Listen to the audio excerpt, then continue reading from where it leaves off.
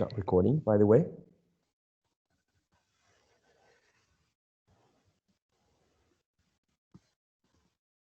Hello, teacher.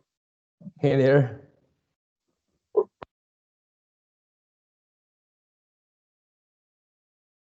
So let me see if I can share with you this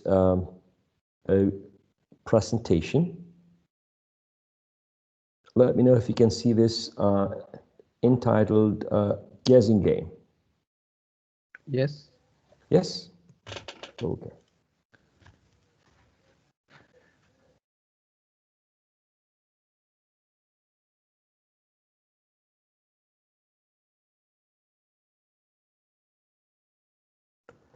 Alrighty.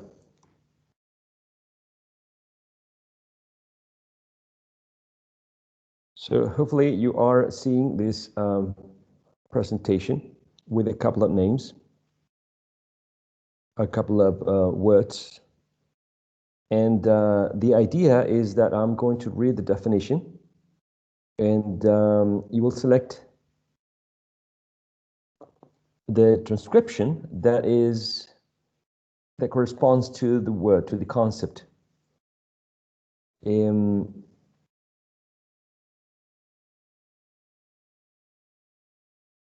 Okay, let me see if I can get this out of the way. This all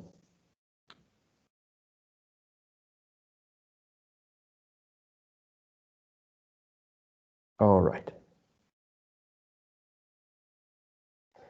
Okay, so I'm going to read the first definition, okay? And I want you to guess which is the concept that is referred to. Okay, the first one.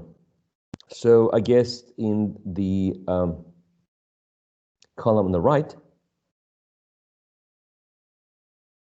you could write down the number according to the order in which you hear the description. Okay, so the first one is, okay, I am a noun, but I'm very important. I begin, no, I'm not going to tell you the beginning of the letter, of the word. People in prison have lost it and want it back. People demand it when it is taken away by dictators. And it can be related to speech as well. 6, freedom. All right, 6, freedom. Next one. This is the importance and value that a person has that makes other people respect them or makes them respect themselves. 3, dignity. Dignity, 3, excellent. Next one. This is a set idea that people have about what someone or something is like, especially an idea that is wrong.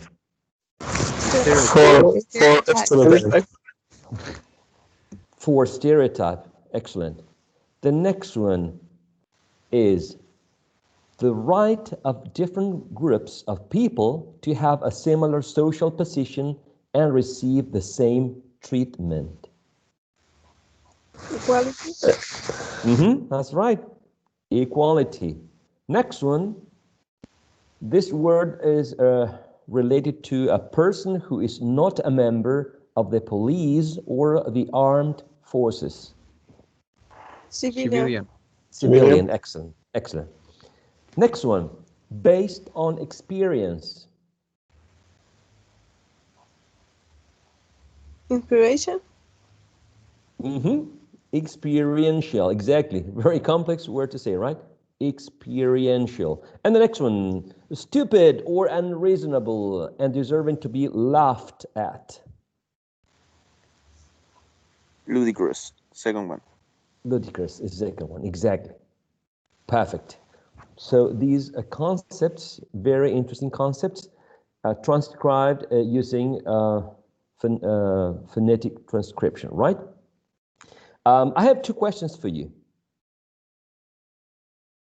The sonority theory or sonority hierarchy theory and the maximal onset principle, also known as MOP, them up. Are you familiar with these two concepts? Are they clear? Do you understand what they are about and how they are applied to syllabification? Syllabification is when we, divide syllables. Syllable division is syllabification. So do you have questions about these two concepts? I don't understand anything about that too. So explain it, Okay. please. Alrighty. So the first one, the sonority theory, it's a theory that first that tries to explain how syllables are divided. It may sound very easy in Spanish when we're taught to clap our hands to divide the syllable and then to perceive how a word can be divided into these smaller parts of a word, right? Because a word is made up of syllables, right? And syllables are made up of individual sounds, right? But in English, it's not so, it doesn't seem to be so clear. So the sonority theory tries, and I insist, tries to explain how syllables are divided. And in this way, to make it quite simple, the sonority theory is based on a sonority scale. All right, this sonority scale is represented here by this arrow. And this scale has different values, 1, 2, 3, 4, 5, right? For the elements that are the loudest element, because sonority has to do with loudness, basically, right? Loudness, how loud a sound is. And the loudest elements in this scale are the vowel sounds. Therefore, vowel sounds are always the nucleus or peak of a syllable, right? If we are perceiving these sound waves, right? Sometimes, for example, if we could see, I would say an illustration or a diagram from an analysis made by acoustic phonetics, we would see that cat, the peak or the nucleus or the loudest sound would be the nucleus, cat, right? This would be the peak of the word, right? And what does that mean? It means that the vowel sounds are going to be the loudest phonemes, because when they are produced, when they are articulated, if you remember from the previous semester, there is no obstruction and no friction when we produced vowel sounds. It's almost as if the airflow escapes the vocal tract without any constriction, without any blockage, without stopping the airflow from leaving the vocal cavity. Now, when we produced or articulate consonant sounds, there is a very various or different degree of friction, or even at some point we gradually stop or completely stop the airflow. So in second place, with the number 4 in this scale, we have the liquids, because when you articulate a liquid, and these are not articulated with almost any friction, right? Almost any friction. When you say for example, you basically put the tip of the tongue in the alveolar ridge, and the airflow escapes through the sides. So you are sort of partially blocking, but there's no friction. So liquids are or receive a number 4 in this scale. So they are a little bit less loud than the vowel sounds. In this scale, a number 3 would be set for the nasals, a number 2 for the fricatives, and a number 1 for the stops or plosives. What does this mean? That stops, right? Stop sounds, the stop consonant sounds would be the least audible, the least loud phonemes compared to the rest of the phonemes. Okay, so in this scale, the loudest, the vowel sounds, would receive a 5, and the less loud or the less audible stops would receive a 1. So the implication for this is that whenever you have a nucleus or a peak, which is going to be always a vowel sound, how the sounds are distributed, the consonant sounds in the onset or the coda, is that first the liquids are going to be placed closer. And then if there are nasals, nasals are going to be right next to the liquids. And then fricatives are going to be placed next. And finally, the stops. This is what this theory is trying to explain. Okay? It's like having, if you have your birthday party and you have invited the vowels, the liquids, the nasals, the fricatives, and the stops, and you want to take a picture of you and your friends who are the vowels, the liquids, nasals, the fricatives, and the stops. So you are at the center of the picture because you are the birthday boy or the birthday girl, right? Next to you, you will have always a liquid on your left, on your right, and the onset or in the coda. Now, next to the liquid, right, will be a nasal, either in the onset or in the coda. And then farther away, a fricative, and at the end to the left or to the right hand will be the stops. But the stops are going to be almost, they're not going to almost appear in the photograph. Okay, so that's what this sonority theory tries to explain. Okay, that a syllable has a specific distribution of the sounds, considering how sonorous they are, how loud these sounds are. And each one receives a number according to this loudness or sonority. Okay, so in a syllable, you distribute them, or you arrange, you organize the consonant sounds according to how loud they are. Okay, so that's basically the sonority theory. How a syllable is structured in terms of how loud the components are. Okay, now this is a theory that doesn't account for 100% of all the cases. And that's important to remember. Am I recording, by the way? Yes, I'm recording. Okay.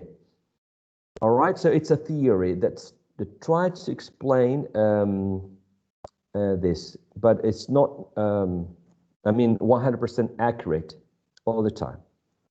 Okay, but it deals with how sounds are distributed in a syllable according to the level of loudness or how sonorous they are. And the maximum onset principle, MOP, it's a principle, again, a theory, okay, that tries to explain how a consonant sound behaves if you have to place it in a context in which it's in between two vowel sounds. Let's suppose that this is a word. I have this sound, this consonant sound, this vowel sound, and I have another syllable here. So I have syllable 1, syllable 2, syllable 3. And in this case, I have to decide whether to attach this consonant sound as the onset of the syllable. Remember that a syllable has one vowel sound as the nucleus, right? So you cannot have these as one syllable because we have two vowel sounds. So they are separated syllables. So I need to decide whether goes with the first vowel sound on the left, or if it goes with the E, the vowel sound on the right. Okay, that's a decision that I have to make when I'm working with syllabification, when I syllabify,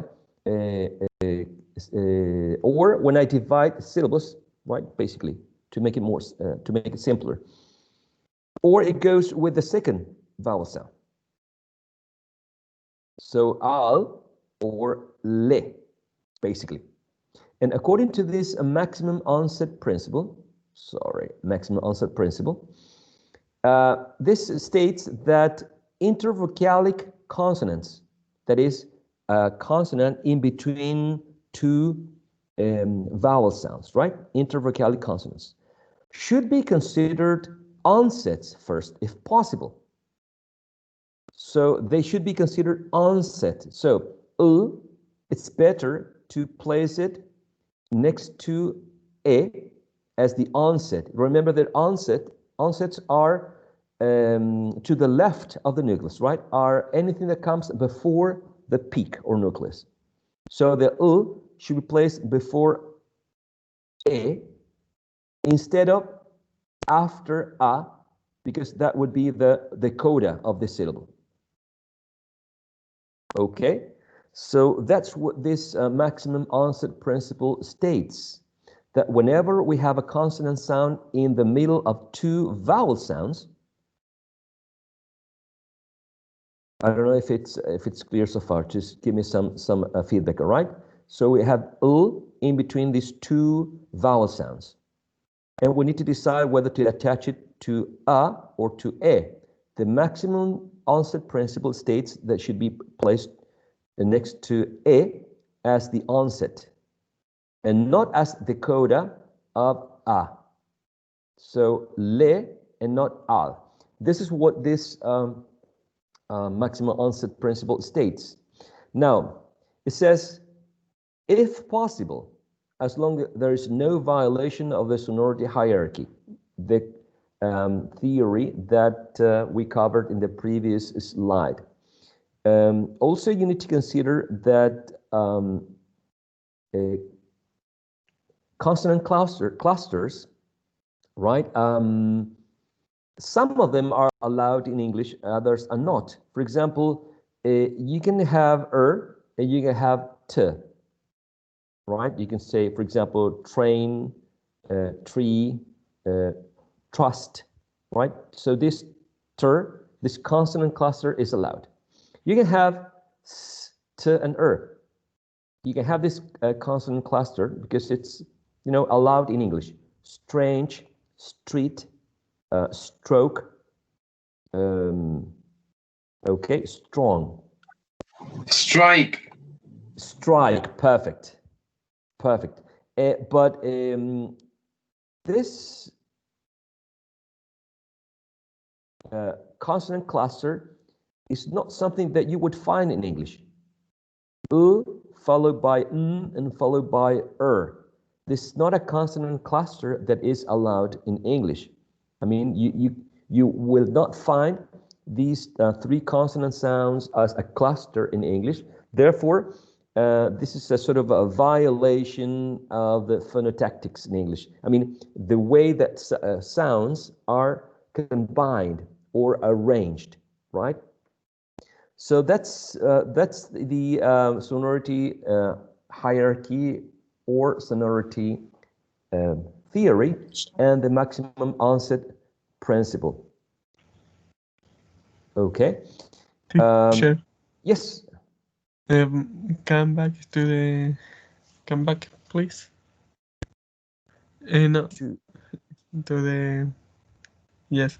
Okay. Excuse me, but what means onset or coda?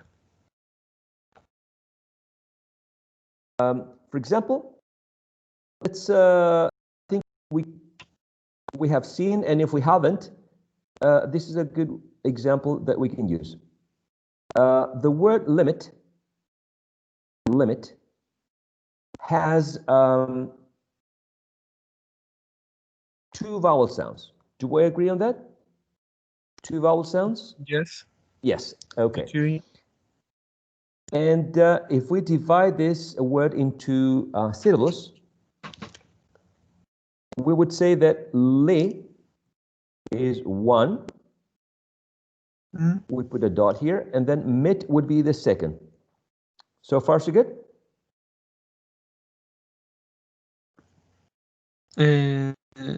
Sorry. So li is.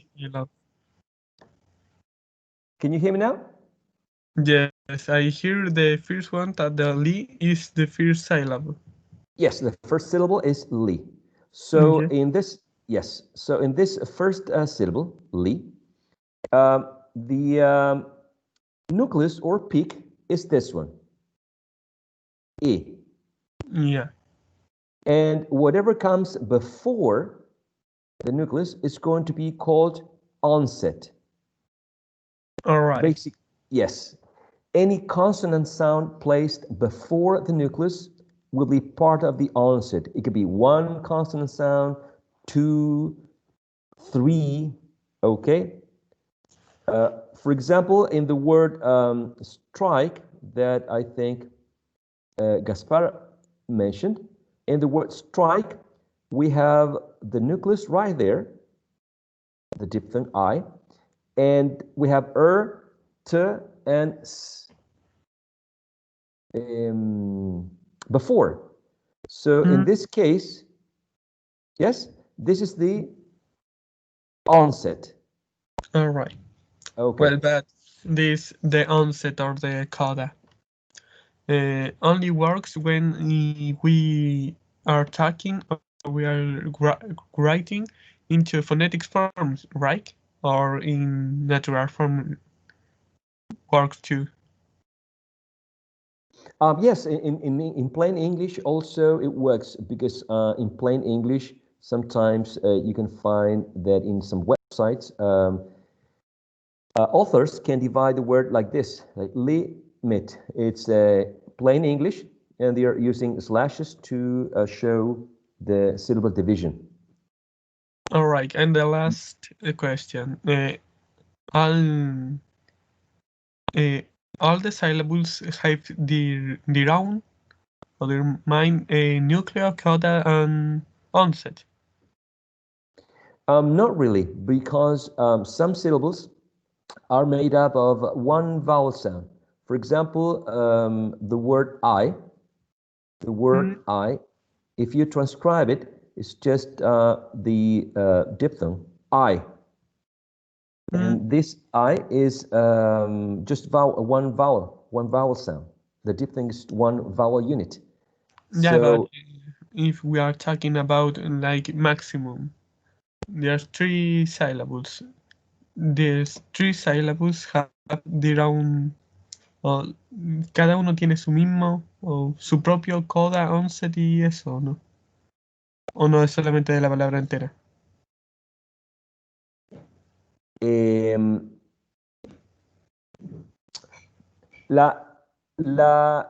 maximum onset principle Mm, trata de explicar cuando me encuentro, por ejemplo, con la palabra limit,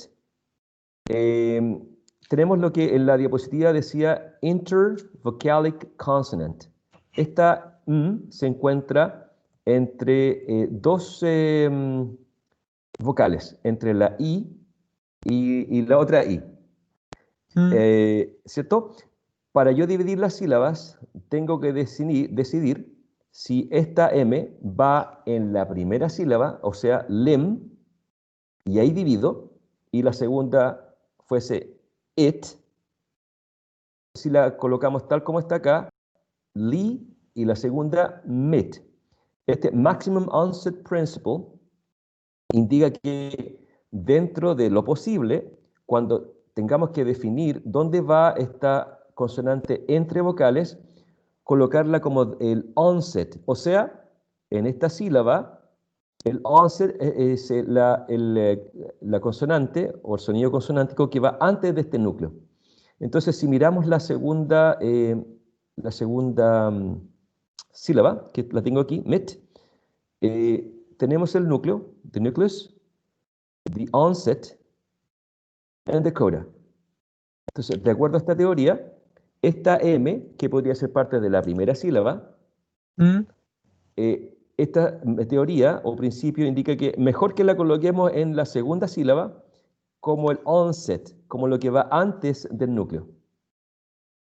Si yo tengo que hacer esta decisión de dónde ubicar esta consonante que está entre vocales, mejor que la coloque al principio de la sílaba que viene, como está acá a la izquierda, ¿cierto? A la izquierda del núcleo, y no a la derecha acá como coda.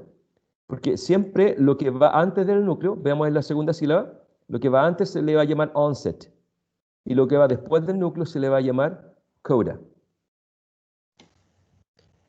Entonces, este Maximum Onset Principle indica, si tiene que decidir dónde ubicar esta M, no lo ubique al final de esta sílaba, después de este núcleo. Ubíquela en la segunda sílaba, a la izquierda de este núcleo, como el onset, no a la derecha como el coda. Eso es más o menos lo que señala esta teoría, que no es una teoría que explique el 100% de los casos, como vamos a ver en algunos ejemplos.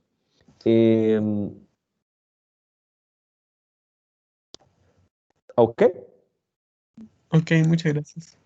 no problem. Let's take a look at this next slide. The maximum onset principle is a phonological principle proposed by some writers, okay, to determine the placement of syllable boundaries. Syllable boundaries, in Spanish, los límites donde yo separo las sílabas, cuando termina una sílaba y cuando comienza la otra. The boundary, that's the meaning of that one. And here we can find the word extra. Extra can be syllabified.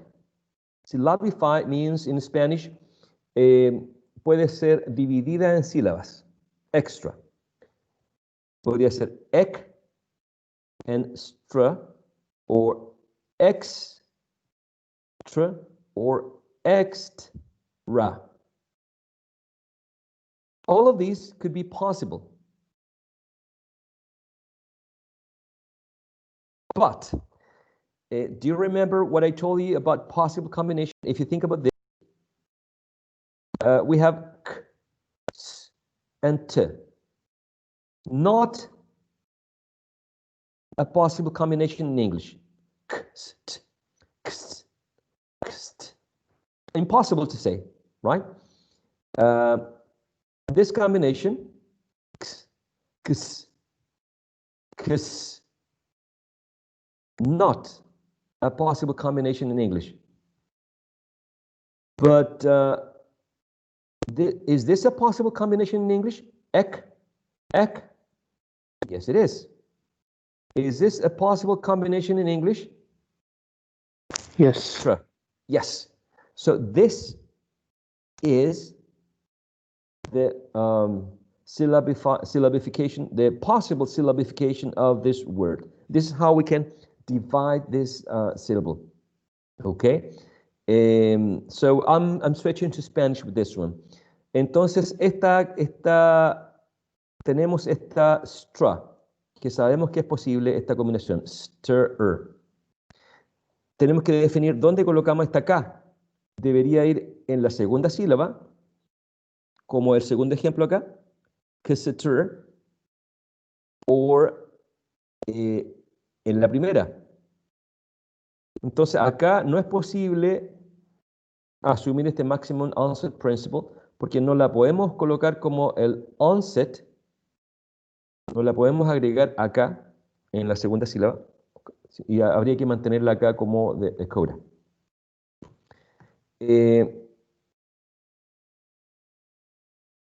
Otros ejemplos para ver si clarifica esto. We have the word destruction. Destruction. Destruction. Word destruction. Destruction. Destruction. That's the only way to divide this. That's a nucleus, that's a nucleus, and that is a nucleus. All right. We have sh. That's the onset of the syllable number 3. Right? Sh is the onset. K. Can we put k in the syllable number 3? Can we say kshon? Is that a possible combination? Kshon? I don't think so. What do you think? No, right? I don't think so. So we should place it in the syllable, second syllable, in syllable number 2. So that it's a coda in syllable number 3. Sorry, in syllable number 2. And we have r, t, and s. The onset of syllable number 2. And then syllable number 1 is going to be D. Okay? It could have been dis. Dis. Traction.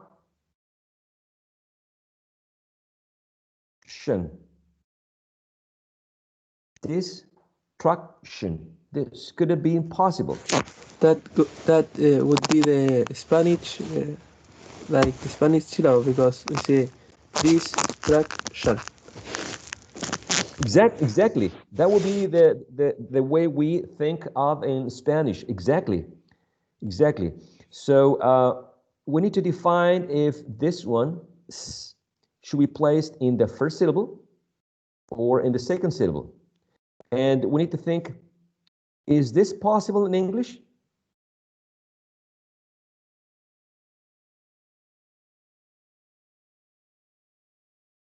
Is this possible cluster of consonant sounds in English?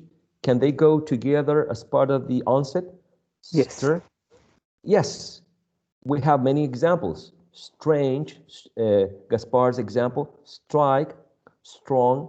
So this is possible. So whenever you have a consonant sound like this one, and you can place it either as a coda in syllable number 1, as a coda, or as the onset, you better put it as the onset. Okay, that's what this theory tried to explain. The second example, we have enormous. Enormous. Okay, enormous. And we have one nucleus, another, and another, because we have 3 vowel sounds. So far, so good. The division here is right here. Mus. Now, can we attach this to the third syllable? Is this a possible combination? Mus.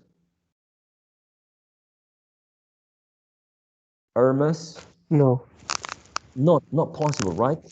So we should place in the second syllable. Right, so this is syllable number 3. That's clear. Syllable number 2, we have as the coda, we have o, the nucleus, and we have n. Now this n, because you already know that the nucleus for the first syllable is e, right? This n, should we put it next to e as the coda or as the onset in the second syllable? That's a decision that we need to make. Could it be in or mus?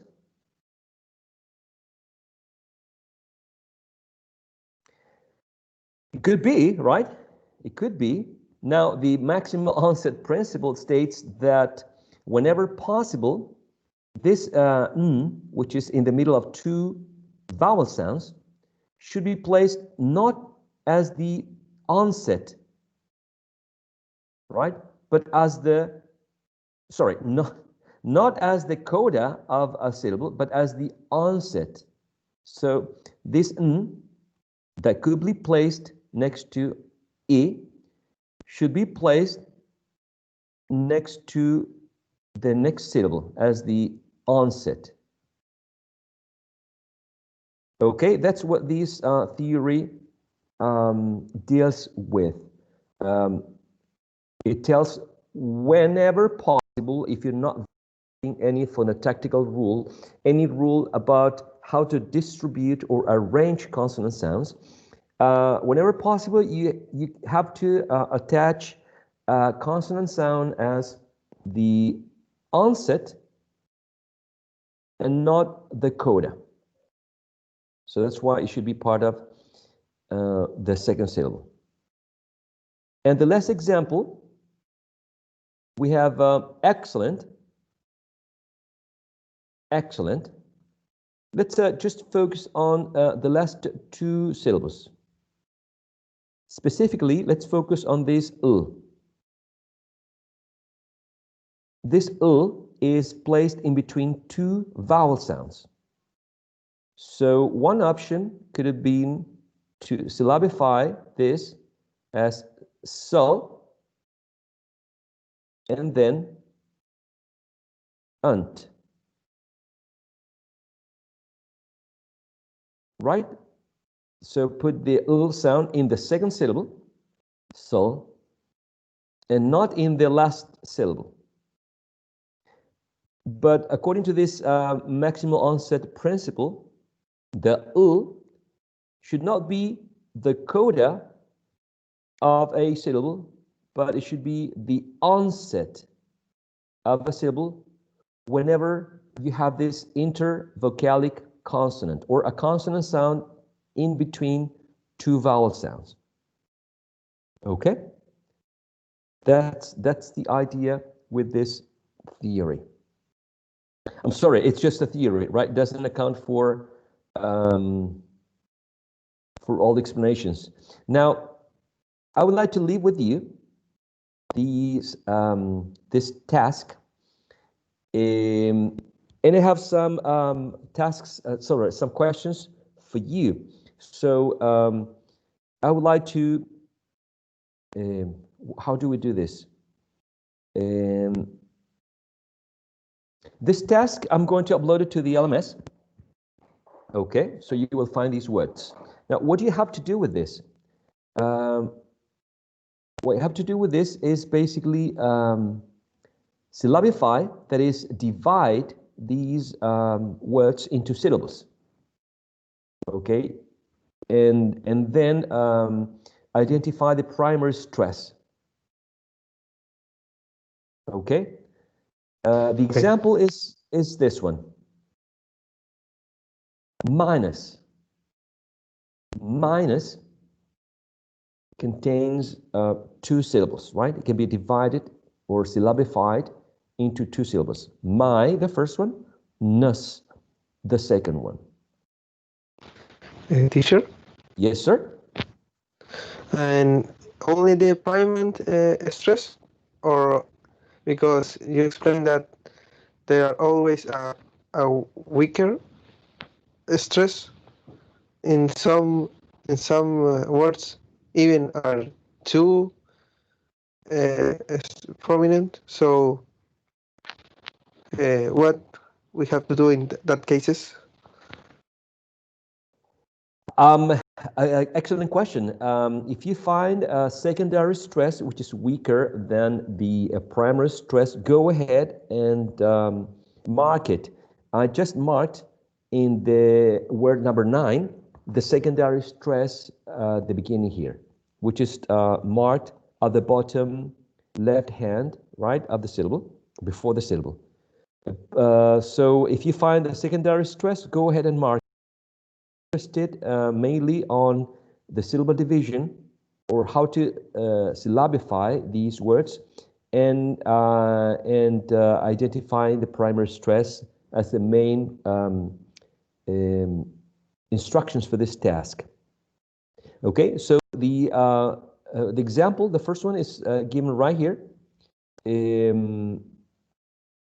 The word is minus, the example, minus.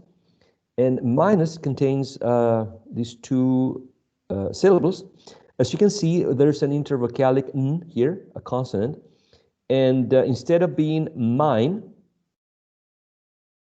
right, like mine, and then ness, instead of being n part of the coda of the first syllable, right, it's the onset of the second syllable. So this syllabified word sort of follows what the maximal onset principle states. You'll find that the maximal onset principle does not account for 100% of the cases. Sometimes there are many exceptions. So through this exercise, we are going to see how many of these words follow this maximal onset principle and which words might be exceptions. Okay, so my invitation for you is, what time is it? Okay, 10:33, time to finish the session. Sorry to take up so much of your time. So basically, divide the syllables and identify the primary stress. Yes, sir. This is our task, right? Yes, sir. Okay, no problem. Yes, the purpose of this task is for you to get acquainted, get familiar, to know a little bit about some theories that explain how syllables are divided in English. In Spanish, it's quite easier for us, but no, English has some specific crazy behavior in terms of syllabification. So I invite you to divide these words into syllables, find the primary stress, and then if you want to go beyond the exercise, you can see if syllables are, if you remember Ms. Javiera Cabezas' exercise in the first part, if the syllables are light or heavy, and also you can go and see if they are heavy or light, right? And if you want to go even beyond that, you can state if the syllable division of these words follows the maximal onset principle or not, because you may find some very good exceptions here. If you remember, Ms. Javiera Cabezas, in the first part of the class, referred to the syllables as being heavy or light. My, for example, can be heavy or light. It could be open or closed. The same with ness. So the minimal requirement is to divide the words into syllables and to identify the primary stress. If you want to go beyond that, you can classify them into heavy, light, and open and close. Okay, we're going to have a quiz soon, so this exercise is sort of preparing you for the writing quiz. Okay, so this is a good exercise for you to, prepare for this ongoing assessment, which is coming about syllabification. Okay. Does anyone have a question about, I know that this is an abstract and complex, they are abstract and concept and complex concepts to grasp, to understand at the very beginning, but then probably this exercise can help you apply the theory into a more down-to-earth and easy to understand exercise. So that's the idea with this exercise, that you can apply and understand more the dry and boring theory. So if no questions are coming to your mind, we're going to end up this session. This class and also Ms. Javiera Cabezas' section will be uploaded to the YouTube channel, and you can go there by clicking on the link posted in the LMS. Okay, so I will see you on Thursday, same time, same channel. Goodbye, everyone. Have a good rest of the day. See you Thank next you, time, teacher. teacher. Bye Have a bye. See you nice around. Give me a 5. All right. See you next All time. right. Bye bye. See you Bye bye. around. Bye.